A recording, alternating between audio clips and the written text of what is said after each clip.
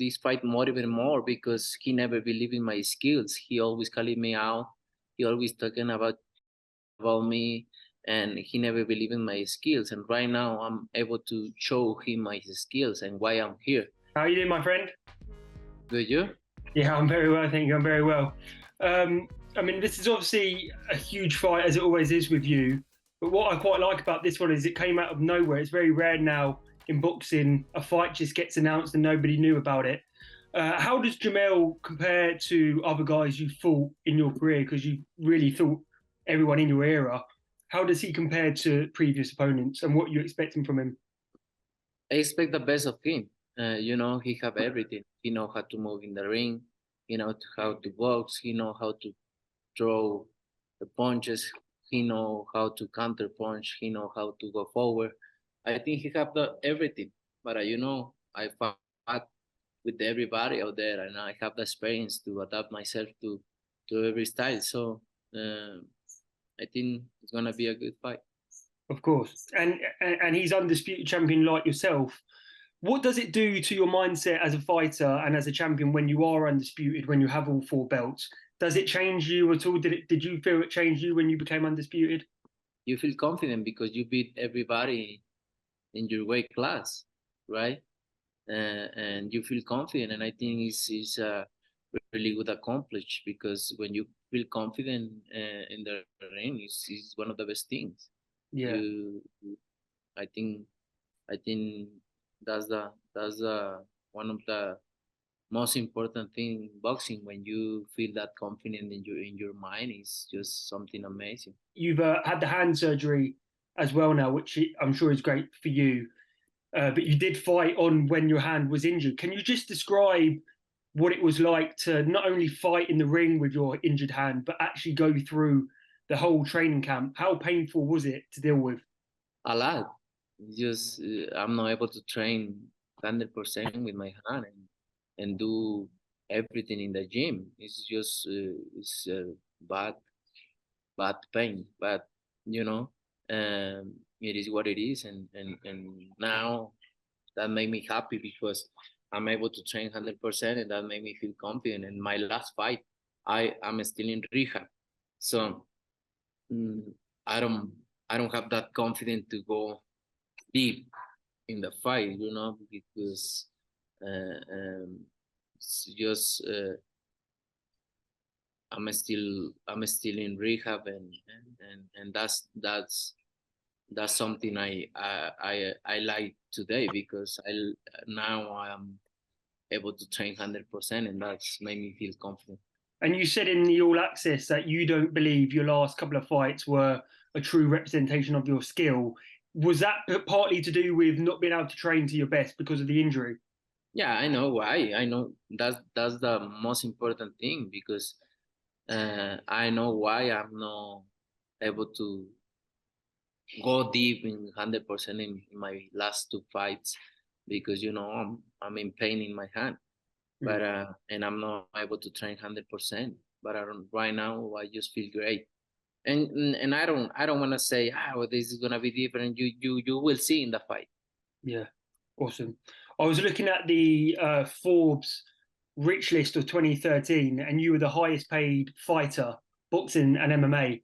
And obviously, you've achieved so much in the ring as well, 4 divisions, undisputed.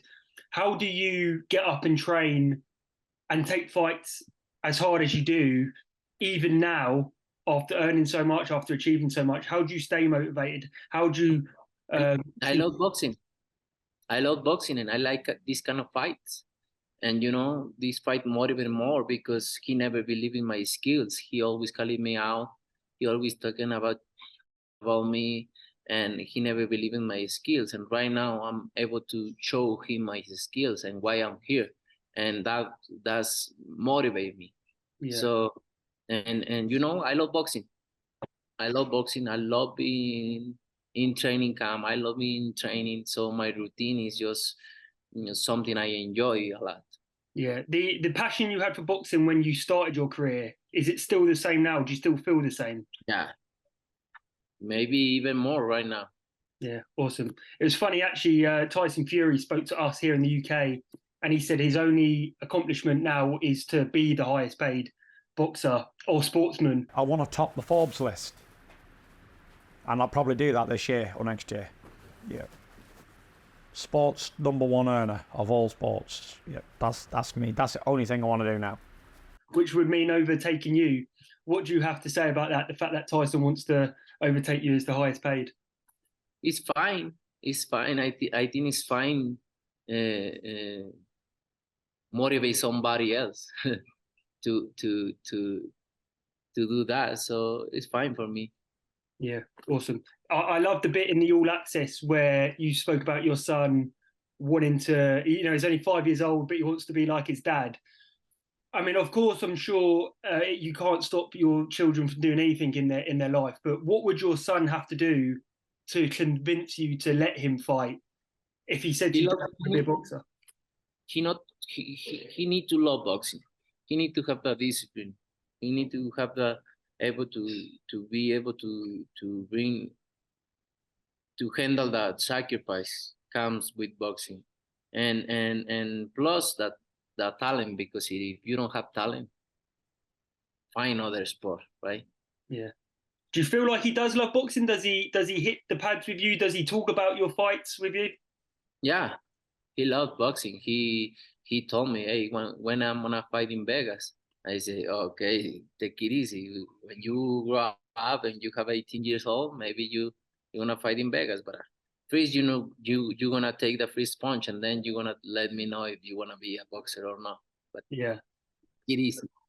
But when he tells you stuff like that he's already thinking about fighting in Vegas, like his dad, what does that make you feel? Does it make you feel nervous about him being a boxer? No. Or do you like it?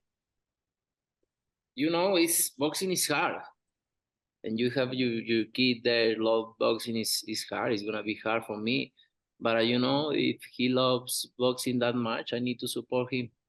In England, we love our boxing. It's next to football the biggest sport. Is there someone you have in mind that you think, if you were to fight in London, would be a great fight for you, a great opponent for you to fight in London? I don't know. I'm not thinking about that, but I'm thinking about one day fight in London. Yes, I would love to go to London, but the opponent, I don't even thinking about yet. Yeah, of course. I mean, it's like the Mexican fans, the English fans, they love it. They're very passionate.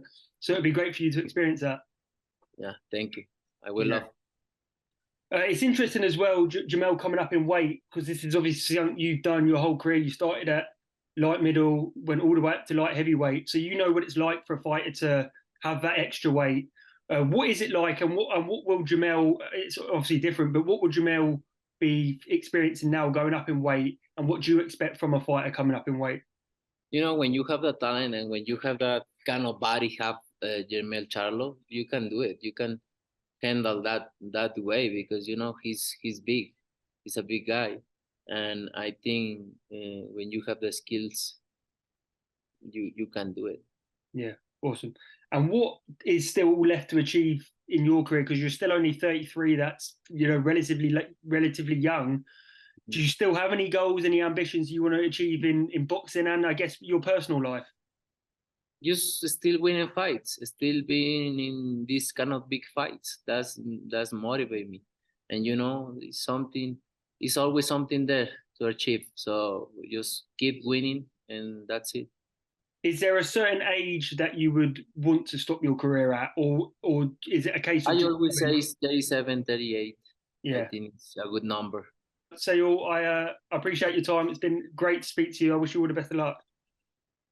No, my pleasure. Thank you. Thank you, sir. Thank you.